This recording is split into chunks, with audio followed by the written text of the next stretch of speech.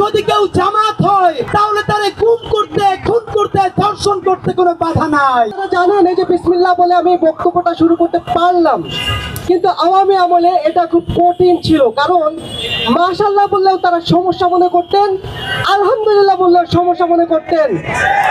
দাড়ি টুপিকে তারা তাদের দুশমনের সিম্বল হিসেবে পরিচিত করিয়ে দিয়েছেন, অথচ বাংলাদেশে মুসলিম সংখ্যা অনেক বেশি। এমনকি আপনারা দেখবেন চলচ্চিত্র নাটকে সবচেয়ে বাজে রুলটা দেওয়া হয়, দাড়ি টুপি মাথায় পরিয়ে বোঝানো হয় যে সমাজে যত খারাপ কিছু ঘটে তারা হচ্ছে হুজুর, তাদের মাথায় থাকে দাড়ি টুপি।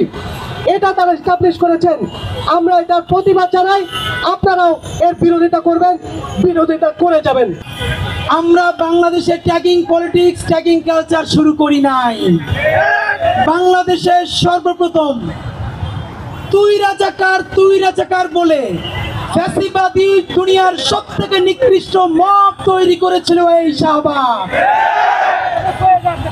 আমরা বলেছিলাম আপনারা খেয়াল করুন, এইখানে যে মব তৈরি করা হয়েছে কোটি কোটি টাকা বিদেশি থেকে, এম্বাসি থেকে এনে 3টা হসপিটাল বন্ধ করে রাতে ইন্টারকন্টিনেন্টালে ঘুমিয়ে কাচ্চি আর তিহারি খেয়ে খেয়ে বিচার চাই না ফাঁসি চাই বলে এই ফ্যাসিবাদ কায়েম করা হয়েছিল। সেই ফ্যাসিবাদের কারণেই পরবর্তীতে বাংলাদেশে আর একটা শাপলা মেসাকার হয়েছিল। ভাইরা আমার, বাংলাদেশে ট্যাগিং কালচার কারা শুরু করেছে? এই শাহবাগ মানুষকে শিখিয়েছে যদি কেউ জামাত হয় তাহলে তারে গুম করতে, খুন করতে, ধর্ষণ করতে কোনো বাধা নাই। শিবির যদি পরিচয় হয় তাহলে তার নখ উপড়ে ফেলে ছাদ থেকে ফেলে দিতে কোনো সমস্যা নাই। এই ট্যাগিং করতে করতে পরবর্তীতে তারা জামাত ছেড়ে বিএনপিকে ধরেছে। আমরা আজকে স্মরণ করছি বাংলাদেশের বেগম জিয়া, যিনি সবার আগে সমস্ত সুশীলতার বুকে লাথি মেরে, থুথু মেরে বলেছিলেন এইটা নাস্তিকদের মঞ্চ। তিনি বলেছিলেন এই নাস্তিকদের বিচারের দাবিতে আমাদেরকে আরো একটা দেশপ্রেমিক মঞ্চ করতে হবে। অত্যন্ত কষ্ট নিয়ে বলতে হয়, বেগম জিয়ার বিএনপি আজকে আমরা খুঁজে পাই না।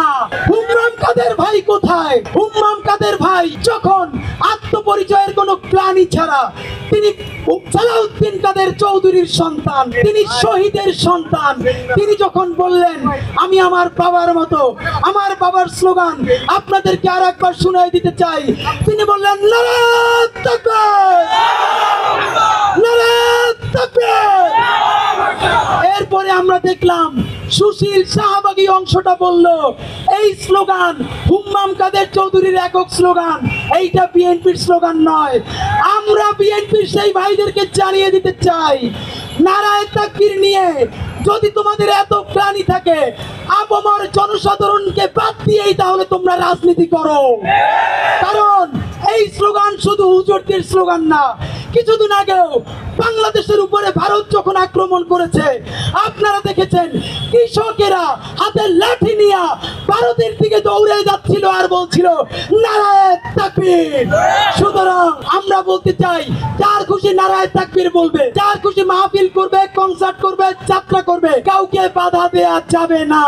বাংলাদেশ আওয়ামী লীগ নামক যে ফেসিবাদী একটা রাজনৈতিক দল ছিল এবং তাদের যে 214 দল, তাদেরকে নিষিদ্ধের দাবিতে আজকে আমরা 29 দিন পর্যন্ত এখানে অবস্থান নিয়েছি এবং এখনো অবস্থানে আছি।